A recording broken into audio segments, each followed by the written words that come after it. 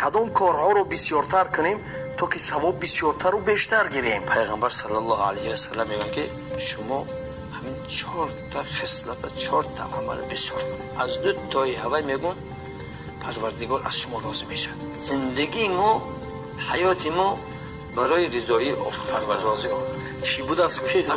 از گفتن 2 تیوای شما پروردگار از شما راضی میشود. لیکن 2 تی دیگرش گفتن شما با همون 2 چیز گفتن بسیار احتیاج بسیار داره. 4 چیز چی ها بودین؟ یکم میگن یکمش میگه اشهد ان لا اله الا الله وحده لا شریک له و اشهد ان محمدا عبده و رسوله و دویمش میگه استغفر الله العظیم و اتوب الیه. اگر خودی استغفر الله العظیم بگیم چی؟ اشهد ان لا اله الا الله محمد اینم باید میشه. چند باری گوییم در روزش؟ پیغمبر خودش استکثروا بسیار گوید. وقتی خالی کی افته میگوید تو زبان عادت کنه. اگه هدف هر حرفی کند عادت زبانت و وقتی مرگ آید در دهان. فضیلتش من نگفته شما گفته.